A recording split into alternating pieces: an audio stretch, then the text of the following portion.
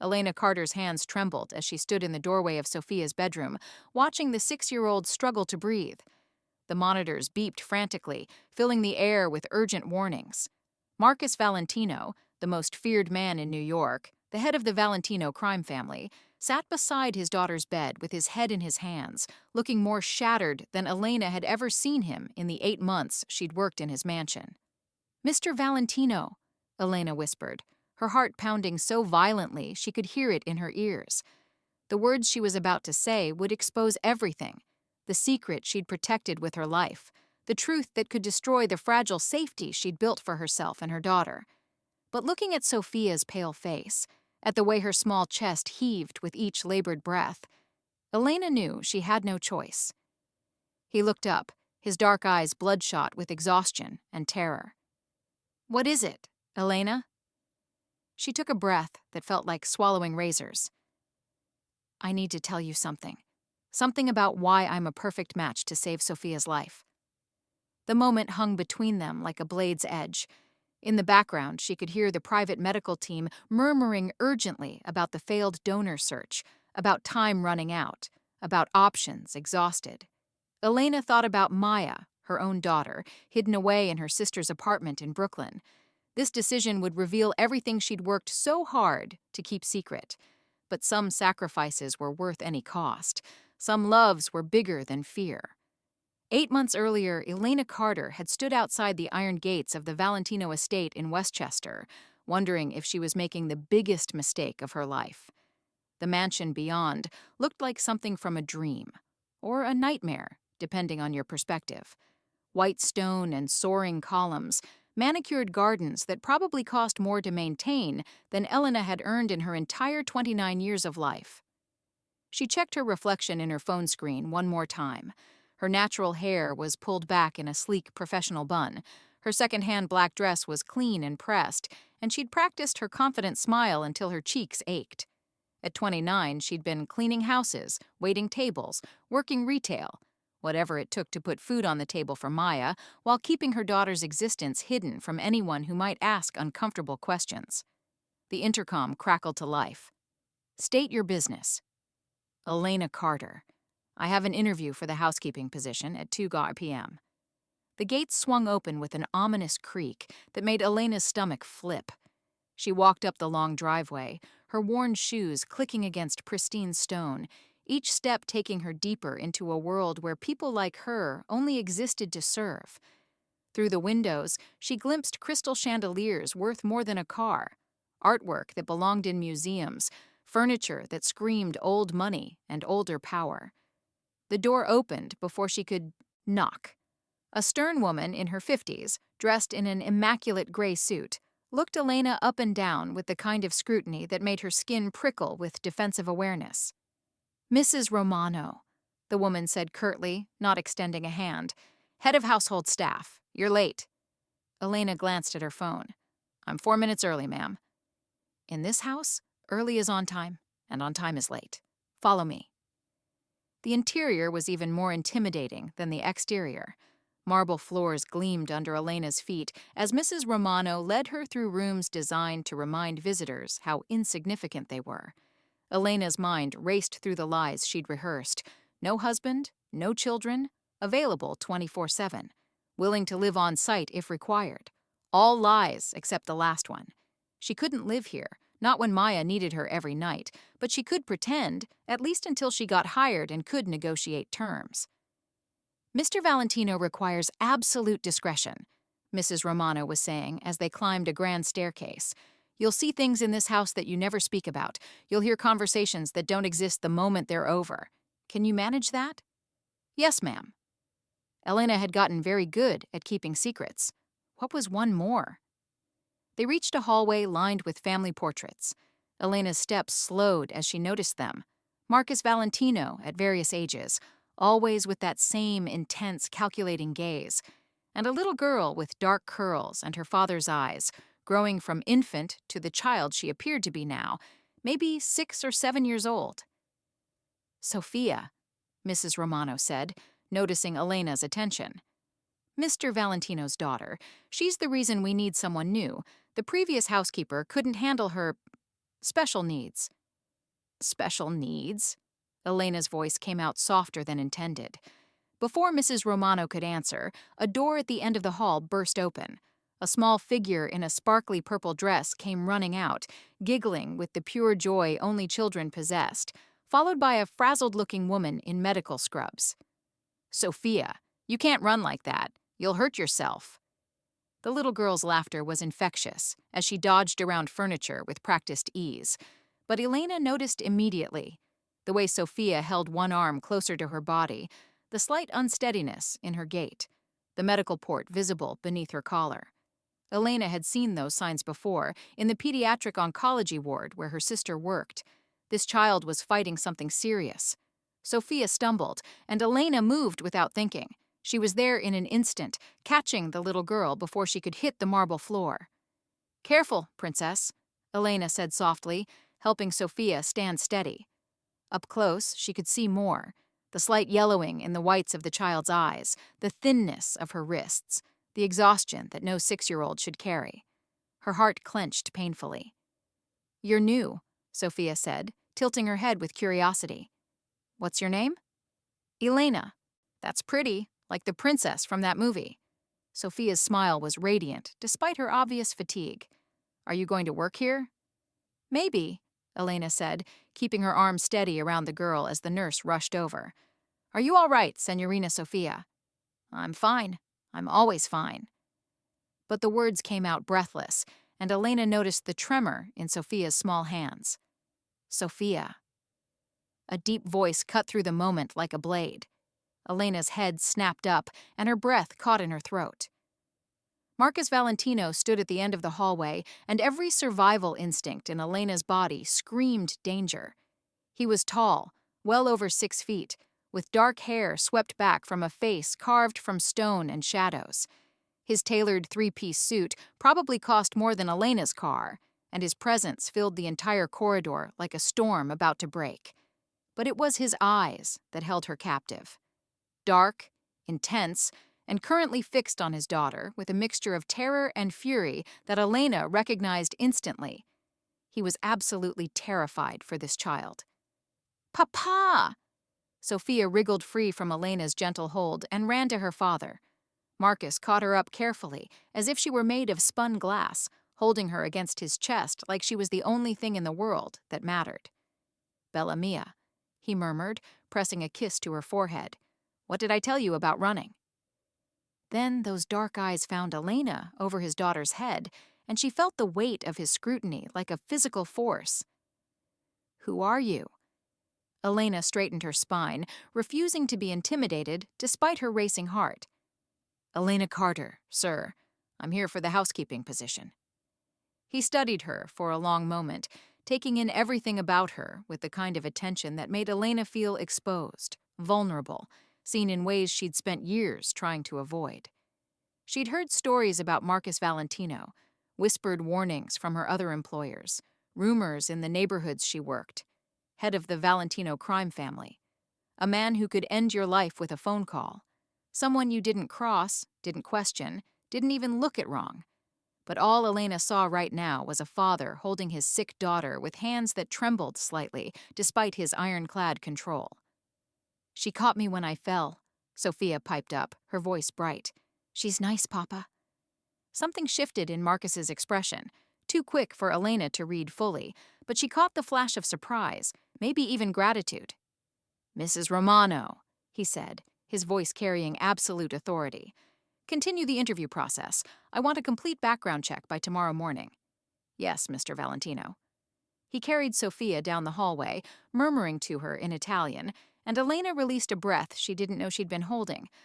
"Well," Mrs. Romano said, her eyebrows raised slightly. "That was interesting. Mr. Valentino doesn't usually acknowledge new staff on their first day." Elena's mind was already racing ahead to what came next. The job. The money. Triple what she made at her other positions combined. With this salary, she could finally afford the medication Maya needed for her chronic condition. Could maybe even start saving for something more than just survival. But she hadn't expected to care about the people in this house. She hadn't expected Sofia's bright smile or the way Marcus's hands had trembled as he held his daughter. She definitely hadn't expected to see herself reflected in their struggle. A parent terrified of losing a child, willing to do anything, sacrifice everything to keep them safe. "Let's continue," Mrs. Romano said, leading Elena deeper into the mansion. And with each step, Elena felt the careful walls she'd built around her life beginning to crack, revealing the dangerous truth underneath. She was about to become part of something much bigger than a job, something that would test every lie she'd ever told, something that might save a little girl's life, or destroy everything Elena had worked so hard to protect. The background check came back clean the next morning. Elena Carter, single, no dependents listed, clean record, references from 3 previous employers who all praised her work ethic and discretion, all carefully constructed lies that Elena had perfected over the years. By noon, she had the job. Mrs. Romano handed her a uniform, black dress, white apron, sensible shoes, and a schedule that made Elena's head spin. 6 days a week, 7 a.m. to 6 p.m., with Sundays off. The pay was more than she'd made at her last 3 jobs combined. "You'll start in the East Wing," Mrs. Romano instructed. "Mr. Valentino's private quarters and Sofia's room are off-limits unless specifically requested. The medical wing is cleaned by specialized staff only. Understood?" "Yes, ma'am." But Elena quickly learned that rules in the Valentino household were fluid when it came to Sofia. The little girl was everywhere, or tried to be. Despite her illness, despite the nurses who followed her constantly, Sofia had an irrepressible spirit that refused to be contained by weakness or fear. Elena would be dusting the library when Sofia would appear, asking what book she was holding. She'd be organizing the kitchen when small hands would tug at her apron, asking if she wanted to see the garden. She'd be vacuuming the sitting room when Sofia would plop down on the couch and start chattering about her latest drawing. The nurses always apologized, tried to redirect Sofia elsewhere. But Elena didn't mind. In fact, she found herself looking forward to these interruptions, these moments when Sofia's laughter filled the oppressive silence of the mansion. "Tell me a story," Sofia said one afternoon, appearing in the dining room where Elena was polishing silver. Elena glanced toward the door, expecting a nurse to collect the girl. "Shouldn't you be resting?" "Resting is boring. I want a story, please." Sofia's dark eyes were so hopeful, so full of life despite everything working against her. Elena set down the polish and pulled out a chair. "Okay, just for a few minutes. What kind of story?" "One about a princess who saves herself." Elena smiled. "I think I know one of those." She launched into an improvised tale about a princess who learned to fight dragons not with swords, but with cleverness and kindness. Sofia listened with rapt attention, her small face lighting up with every twist and turn. Neither of them noticed Marcus standing in the doorway until he cleared his throat softly. Elena jumped to her feet. "Mr. Valentino, I'm sorry, I was just telling me a story," Sofia interrupted. "Papa, did you know Elena tells the best stories? Better than anyone." Marcus's expression was unreadable as he looked between his daughter and the new housekeeper. "Sofia, you're supposed to be in your room taking your medication." "But, Papa—" "No arguments, Principessa." Sofia's face fell, but she obediently stood. Before leaving, she turned back to Elena.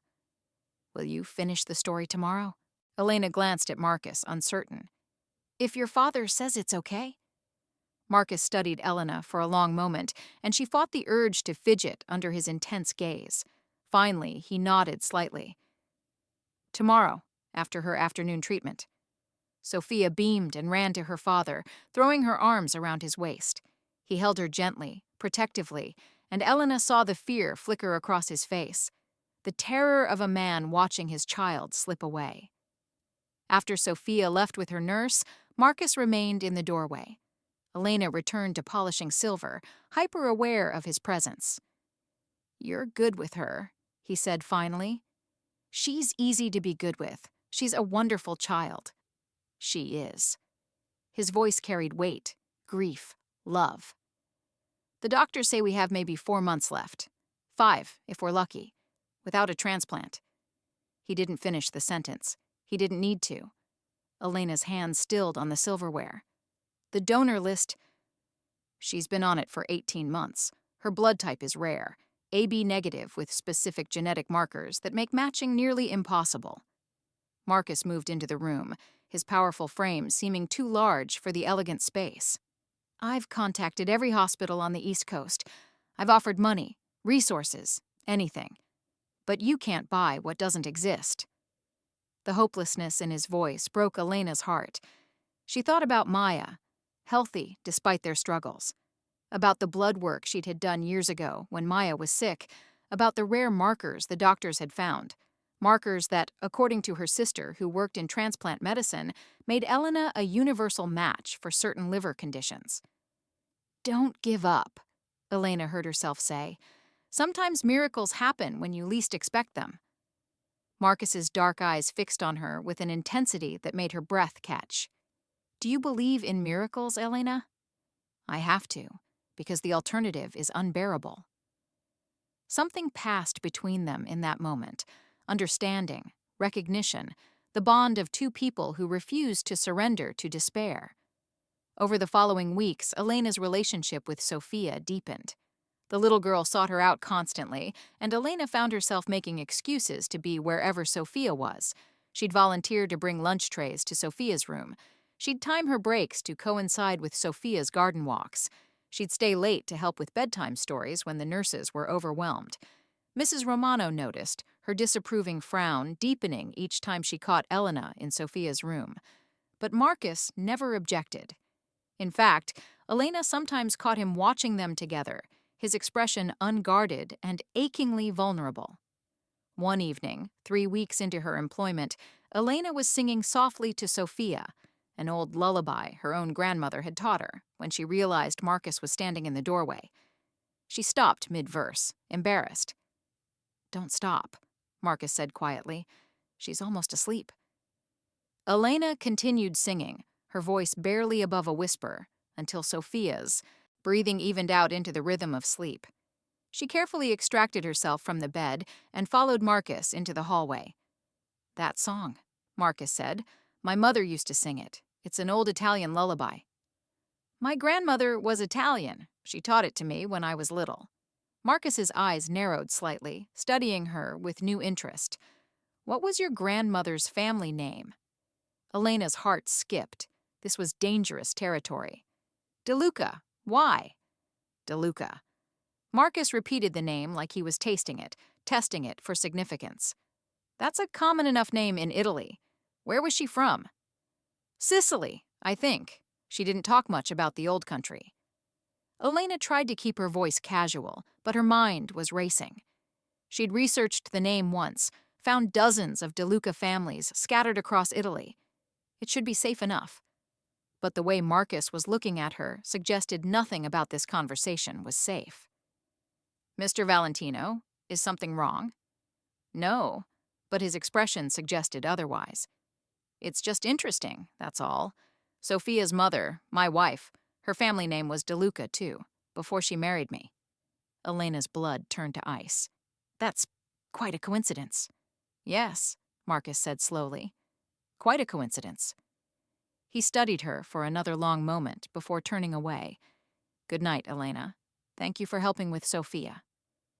As Elena walked back to the servants' quarters, where she changed before her nightly bus ride to Brooklyn, her mind churned with implications she wasn't ready to face. What were the chances? A random connection, surely. Sicily was full of DeLucas. It meant nothing. But a small voice in the back of her mind whispered that maybe it meant everything. That night, she called her sister from the bus. Carmen, I need you to do something for me. What's wrong? You sound stressed. I need you to run my blood work against Sofia Valentino's profile, quietly, without telling anyone. Silence on the other end. Then, Elena? No. You know what you're asking. I know, but Carmen, she's dying, 6 years old and dying, and I might be able to help. If you're a match, you'll have to explain everything. Your daughter, your past, all the secrets you've kept. These people are dangerous, Elena. Marcus Valentino is not someone you want to owe favors to. I'm not doing it for him. I'm doing it for Sofia. And what about Maya? What about keeping her safe? If you expose yourself, I'll deal with that when the time comes. Please, Carmen, just run the test. Another long silence. Finally, give me 3 days. Those 3 days were the longest of Elena's life. She worked, played with Sofia, avoided Marcus's searching looks, and waited. When Carmen finally called back, her voice was shaking. Elena, you're not just a match. You're a perfect match. Better than perfect. Your genetic markers align with Sofia's so precisely that… Carmen paused.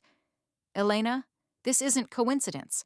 This level of compatibility only happens between close blood relatives. Are you sure you don't have any connection to the Valentino family? Elena's world tilted on its axis. That's impossible. I don't know anything about my father's side of the family. My mother never talked about him. Well, someone in your bloodline is connected to Sofia's. This kind of match doesn't just happen randomly. Elena ended the call and sat in stunned silence. She thought about her grandmother's stories, about the family in Sicily she'd left behind, about secrets that died with her, and she realized that saving Sofia's life might mean uncovering truths that would change everything. The question was she brave enough to face them? Elena spent 2 sleepless nights wrestling with her decision. Every time she closed her eyes, she saw Sofia's bright smile, heard her laughter, felt the weight of the little girl's trust. She also saw Maya, her own daughter, safe in Carmen's apartment, blissfully unaware that her mother was about to risk everything they'd built. On the 3rd morning, Elena arrived at the mansion to find chaos. Ambulances in the driveway, medical personnel rushing through the halls, and Sofia's screams echoing from the medical wing. Elena dropped her bag and ran. She found Marcus outside Sofia's room, his shirt stained with blood, his daughter's blood. His face was ashen, his hands shaking as he gripped his hair. "What happened?" Elena demanded. "Internal bleeding. They're trying to stabilize her, but…" His voice broke. "They say we're out of time. Days, maybe hours, without a transplant immediately." He couldn't finish. Didn't need to. This was it. The moment Elena had been dreading and preparing for. "Marcus," she said, using his first name for the first time. "I need to talk to you, now." He looked at her like he was seeing a stranger. "Elena, this isn't the time." "It's exactly the time." She grabbed his arm, pulled him down the hallway to his study, and closed the door behind them. "I'm a match. For Sofia. I can donate part of my liver and save her life." Marcus stared at her for a full 10 seconds, his expression cycling through disbelief, hope, and then sharp suspicion. "How do you know that?" "I had my blood work run against her profile." "How did you get access to her medical records?" Elena took a breath. "My sister works in transplant medicine. I asked her to run the comparison." "Why?" Marcus moved closer, and Elena saw the dangerous man everyone warned about. "Why would you even think to do that, unless you already knew?" "Because I have a daughter!" The words burst out of her, raw and desperate. "Her name is Maya. She's 8 years old. When she was born, there were complications, and I had extensive blood work done. That's how I know my genetic markers. That's how I know I'm AB negative with the same rare profile." The silence that followed was deafening.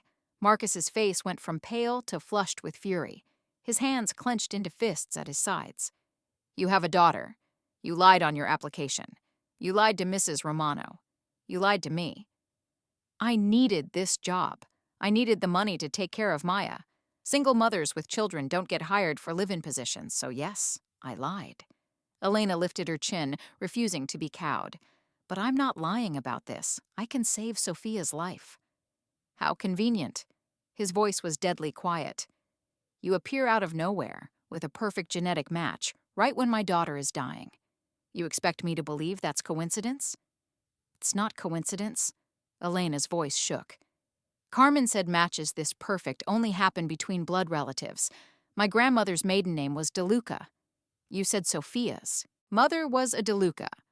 I don't know how we're connected, but we are." Marcus's eyes widened fractionally. "That's impossible. Isabella's family came from a small village in Sicily. They kept detailed records. If you were related—" "My grandmother left Sicily in 1960. She was 17 and pregnant with my mother. She never spoke about why she left or who my grandfather was. She took her secrets to the grave. Elena moved closer. But Marcus, whether we understand it or not, I'm connected to Sofia, and I can save her. Why? The question came out harsh. Why would you do this? What do you want? I want her to live. Tears burned Elena's eyes. I want to see her grow up. I want her to have birthday parties and first days of school and all the things every child deserves. I don't want anything from you except the chance to help. Everyone wants something. Then I want you to stop looking at me like I'm a threat. Her voice dropped. I want you to trust that I love Sofia, that I would never hurt her, that these past 2 months watching her fight and seeing you break a little more each day. Her voice cracked. I can't stand by and do nothing when I have the power to save her. Marcus stared at her, his jaw working. Elena could see him fighting between desperate hope and ingrained suspicion. Where is your daughter now? He asked finally. With my sister, in Brooklyn. I'm having you investigated.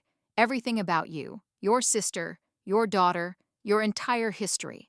If I find anything that suggests you're connected to my enemies, you won't, because I'm not. Elena held his gaze. I'm just a woman who's trying to survive, and who happened to walk into your life exactly when you needed me. Call it fate. Call it coincidence. Call it whatever you want. But Sofia is dying right now, and we're wasting time. A knock at the door interrupted them. Dr. Chen, Sofia's lead physician, entered without waiting for permission. Mr. Valentino, Sofia's stabilized for now, but we need to discuss transplant options immediately, without a donor in the next 48 hours. We have a donor, Marcus said, his eyes never leaving Elena's face. Run a full compatibility workup between Elena Carter and Sofia. I want results in 3 hours. Dr. Chen's eyebrows shot up. Mr. Valentino, I don't understand. She's a match. Perfect genetic compatibility. Make it happen. After the doctor left, Marcus crossed to the window, his back rigid. If you're lying, if this is some elaborate con, it's not. If anything happens to my daughter because of you, nothing will happen to her, I promise. He turned, and the raw vulnerability in his eyes took Elena's breath away. I can't lose her. She's everything to me. Everything. I know. Elena moved to stand beside him. That's why I'm doing this. Your daughter, Maya. I'll need to meet her. Elena's stomach clenched. Why? Because if we go through with this transplant, our families are going to be connected forever. I need to know who you're protecting, who you're willing to risk everything for. His voice softened slightly. And because if you're giving part of yourself to save my child, the least I can do is acknowledge yours. 3 hours later, the test results confirmed what Elena already knew. Perfect match. Better than perfect. The transplant team called it miraculous. Marcus stood in his study, staring at the medical reports, his hands trembling.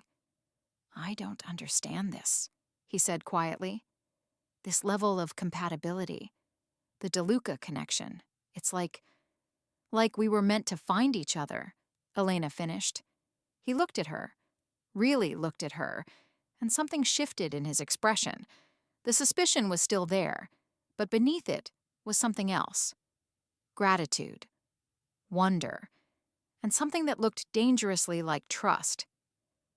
Bring Maya here tomorrow, Marcus said. Let her meet Sofia before the surgery. Let them know each other.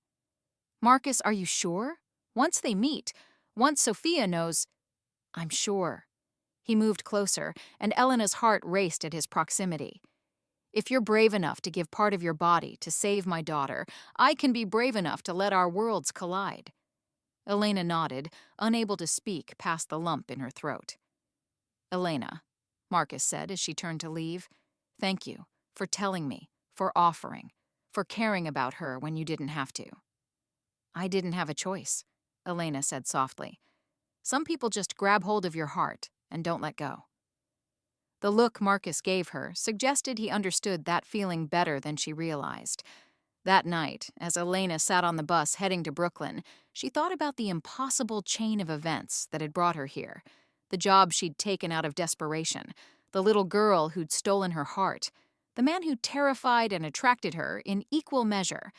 And somewhere in Sicily, in the tangled branches of a family tree she'd never known, the answer to why she and Sofia shared blood waited to be discovered. Tomorrow, she'd bring Maya to the mansion. Tomorrow, their two worlds would collide. Tomorrow, Elena would take the first step towards saving Sofia's life, even if it meant risking everything she'd worked so hard to protect. The next morning, Elena stood outside the mansion gates with Maya's small hand clutched in hers, wondering if she was making the biggest mistake of her life. "Mama, this place is huge," Maya whispered, her eyes wide as she took in the sprawling estate. "Is this really where you work?" "It is, baby." Elena squeezed her daughter's hand. "Remember what I told you? There's a little girl inside who's very sick. Her name is Sofia, and she needs our help. And you're going to give her part of your liver to make her better?" "That's right." Maya looked up at her mother with those serious 8-year-old eyes. "Will it hurt?" "A little, but it's worth it to save her life." "Okay." Maya nodded with the simple acceptance of childhood. "Then we should go help her." The gates swung open, and Marcus himself stood at the front door, not a servant or Mrs. Romano, but the head of the Valentino family, waiting to meet the daughter of the woman who would save his child. He looked different in daylight without the suit and the armor of his position. He wore dark jeans and a simple black shirt, and for the first time, Elena saw him as just a father, not a mafia boss. "Elena," he said, then his gaze dropped to Maya. "And you must be Maya." Maya stepped slightly behind her mother, suddenly shy. "Hi." Marcus crouched down to her level, making himself less intimidating. "Thank you for sharing your mama with Sofia. I know that must be hard." Maya considered this seriously. "Mama says Sofia is nice, and that she needs help. Mama always says we should help people when we can." Something softened in Marcus's expression. "Your mama's very wise. Would you like to meet Sofia?" Maya looked up at Elena, who nodded encouragingly. "Okay." Marcus led them through the mansion, and Elena felt every eye of the household staff on them. She could practically hear the gossip starting. The housekeeper bringing her secret daughter to meet Mr. Valentino, the mysterious connection that was saving Sofia's life. Let them talk. None of it mattered compared to what they were about to do. Sofia was in the library, tucked into a nest of pillows with a book in her lap. She looked up when they entered, her face pale but hopeful. "Papa, you said I had visitors." Then she saw Maya and her eyes lit up. "Hi! Are you Maya? Papa told me about you." Maya stepped forward cautiously. "I'm Maya. You're Sofia." "Uh-huh. Do you like to read?" "I love to read. Well, mostly I like when people read to me because the words get blurry sometimes, but I love stories." "I like stories too," Maya said, moving closer. "What are you reading?" "A book about princesses, but not boring princesses who wait to be rescued. These princesses save themselves." "Those are the best kind," Maya agreed, and just like that, the ice was broken. Elena watched the two girls start chattering about books and stories and favorite colors, and felt tears prick her eyes. They looked so natural together, so easy, like they'd been friends forever, instead of minutes. Marcus stood beside her, watching with the same mixture of wonder and pain. "She hasn't had a friend her age in over a year," he said quietly. The other children couldn't understand why she got tired so easily, why she had to leave playdates early. Eventually, their parents stopped calling. "That must have been hard, for both of you. It destroyed me every time I had to explain to her why she was different, why she couldn't do the things other kids could do." His voice roughened. "Watching Maya with her, seeing Sofia smile like that. Elena, you've already given us so much more than a transplant." Elena's throat tightened. She deserves to have friends, to have a normal childhood. Thanks to you, she might finally get that chance. The girls played for an hour, their laughter filling the library with a lightness the mansion hadn't known in months. When Sofia started to tire, Maya immediately noticed and suggested they rest, while Elena read to them. Elena sat between the two girls, one on each side, and read from Sofia's favorite book. Halfway through, Sofia's head drooped against Elena's shoulder, and Maya instinctively took her hand. "She's really sick, isn't she?" Maya whispered. "Yes, baby, she is. But you're going to make her better?" "I'm going to try my hardest." Maya was quiet for a moment. "I'm glad you found her, Mama. I think Sofia and I are going to be friends." Later, after Sofia had been taken for her afternoon treatment and Maya was exploring the gardens with Mrs. Romano, who had surprisingly warmed to the girl, Marcus pulled Elena into his study. "I got the investigation results back," he said without preamble. Elena's heart stopped. "And?" "You're exactly who you said you are. No connection to any of my enemies. No hidden agenda." He paused. "But Elena, I found something else. Something about your grandmother." "What?" Marcus pulled out a folder, his expression unreadable. "Maria De Luca, born 1943 in Corleone, Sicily. She left for America in 1960, pregnant and unmarried. According to the records I found, she was engaged to my wife's great-uncle before she disappeared." Elena's world tilted. "That's impossible." "There's more. The reason she left, she was accused of being involved with a rival family. Your grandfather, whoever he was, came from a family that was at war with the De Lucas. She chose love over loyalty, got pregnant, and ran before there could be consequences. So Sofia and I—" Elena's voice trailed off. "Are distant cousins, fourth or fifth removed, but related through the De Luca line." Marcus ran a hand through his hair. "That's why the genetic match is so perfect.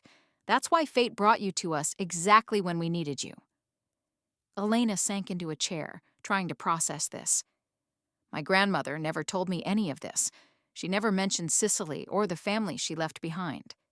She was protecting you. And herself. Even decades later, old feuds don't die easily in our world." Marcus moved, to stand in front of her.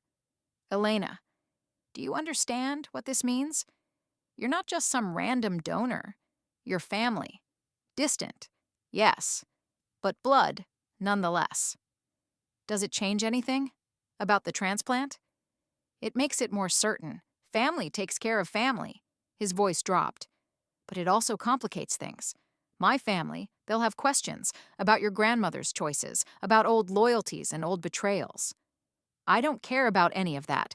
I care about saving Sofia." "I know." Marcus crouched in front of her chair, his hands covering hers. "That's why I'm telling you this now, so you know what you're walking into.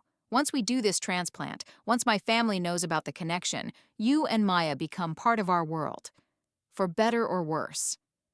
Elena looked into his dark eyes and saw the truth there. He wasn't trying to scare her away. He was giving her one last chance to run. But running had never been her style. "Then we'd better make sure Sofia survives," Elena said firmly, "because I didn't come this far to back out now." Marcus's expression shifted into something Elena couldn't quite name: respect, admiration, and something deeper that made her pulse quicken. "You're extraordinary, you know that?" "I'm just a mother, doing what any mother would do." "No." His thumb brushed across her knuckles. "You're brave and selfless, and completely unexpected. You walked into my life at exactly the moment I'd given up hope, and you've changed everything." The air between them crackled with tension. Elena was acutely aware of how close he was, of the warmth of his hands on hers, of the intensity in his gaze that suggested he was seeing her, really seeing her, for the first time. "Marcus? The surgery is scheduled for tomorrow morning," he interrupted, as if catching himself. "Are you ready?" "As ready as I'll ever be." "Maya can stay here during your recovery. I've arranged for tutors for anything she needs. Carmen is welcome to stay as well if it makes you more comfortable." "You've thought of everything." "I'm trying to." He stood, putting professional distance between them again. "Elena, after this is over, after Sofia is healthy and you've recovered, I want to talk. About us. About what this all means." "Us?" Elena's heart raced. You must feel it too. This connection between us. It started with Sofia, but it's become something more. Elena couldn't deny it. Somewhere between the first day and now, Marcus Valentino had stopped being just her employer. He'd become someone she thought about constantly, someone who made her feel seen and valued in ways she'd never experienced. "One thing at a time," she said softly. "Let's save your daughter first. Then we can figure out the rest." "Deal." As Elena left to collect Maya and head home for one last night before the surgery, she realized that tomorrow would change everything. Tomorrow, she'd give part of herself to save Sofia, and in doing so, she'd bind herself to the Valentino family and to Marcus forever. Elena woke at dawn to find Marcus standing beside her hospital bed in the mansion's medical wing. He looked like he hadn't slept, his hair disheveled, his eyes shadowed with exhaustion and fear. "Second thoughts?" he asked quietly. "Not even for a second." Elena reached for his hand. "How's Sofia?" "Terrified, excited, asking for you." His fingers tightened around hers. "She made me promise to take care of you while you're sleeping." "She's worried about me?" "She loves you. We both do." The words slipped out raw and unguarded, and Marcus didn't try to take them back. Elena's breath caught. "Marcus, I know. Wrong time, wrong place. But if something goes wrong, if I don't get another chance, I need you to know." He lifted her hand to his lips. "You've given me back hope. You've shown me what it means to love selflessly. You've made me want to be a better man." Tears slipped down Elena's cheeks. "Nothing's going to go wrong. We're both going to wake up, and Sofia's going to be healthy, and then you can tell me all of this again when I'm not about to be unconscious." He smiled, despite the fear in his eyes. "It's a promise." The medical team arrived then, and Marcus was forced to step back. As they wheeled Elena toward the surgical suite, she caught one last glimpse of him standing in the hallway, this powerful, dangerous man reduced to his most vulnerable self. A father about to watch two people he loved go under the knife, powerless to protect either of them. "Mr. Valentino," Elena called out. He moved to her side immediately. "Tell Sofia I'll see her on the other side." "I will." The surgery took 8 hours. Elena floated in and out of consciousness, aware only of distant voices and the steady beep of monitors. When she finally woke, groggy and in pain, the first face she saw was Marcus. "Sofia?" she croaked. "Perfect." His voice broke on the word. "The transplant took perfectly. She's already showing improvement. You saved her, Elena. You saved my daughter." "Can I see her?" "Soon. The doctors want you both to rest first, but she's been asking for you every 10 minutes. He brushed hair back from Elena's forehead with infinite tenderness. "How do you feel?" "Like I got hit by a truck, but it's worth it." "You're incredible." Marcus leaned down, pressing his forehead to hers. "Thank you. Thank you for giving her life. Thank you for being brave enough to do this." Elena managed a weak smile. "You can thank me by keeping that promise, about telling me how you feel when I'm actually conscious enough to appreciate it." "Deal." He kissed her forehead gently. "Rest now. I'll be right here when you wake up." As Elena drifted back to sleep, she heard him whisper, "I love you, Elena Carter, and I'm going to spend the rest of my life proving you didn't make a mistake trusting me." Elena stood in the garden of the Valentino estate, watching Sofia and Maya chase fireflies in the twilight. Both girls were healthy, vibrant, full of life and laughter that echoed across the manicured lawns. Sofia's recovery had been nothing short of miraculous. Within months, she'd gone from a dying child to a normal 7-year-old, attending school, playing soccer, living the life her father had feared she'd never have. "Mrs. Valentino." Marcus's voice came from behind her, warm with affection. "You're supposed to be resting." Elena turned to face her husband of 3 months, still getting used to the title, the ring on her finger, the life she'd built from ashes and hope. "I'm fine. Just watching our daughters." "Our daughters." Marcus wrapped his arms around her waist, pulling her back against his chest. "I love hearing you say that." It had taken time, recovery, trust building, navigating the complications of merging their worlds. But Marcus had kept every promise. He'd legitimized his business operations, built a life where Maya and Sofia could grow up safe. He'd shown Elena what it meant to be truly cherished, truly seen. "Mama, Papa, come see!" Sofia called, waving frantically. "She means you too, you know," Marcus murmured against Elena's hair. "Maya calls me Papa now." Elena's throat tightened with emotion. "I know. Is it too fast?" "It's perfect." He turned her to face him. "Everything about this, about us, is perfect. You walked into my life when I'd given up on miracles, and you gave me everything. My daughter's life, a family, love, purpose. You gave me the same." Sofia and Maya ran back, both girls grabbing their parents' hands. "Can we have story time before bed?" Maya asked. "The one about the princess who saved herself," Sofia added. Elena looked at her family. The daughter she'd raised alone, the daughter she'd saved, the man who'd shown her what home felt like. "Absolutely," she said. "Let me tell you about a woman who thought she was just surviving, but ended up finding everything she never knew she needed.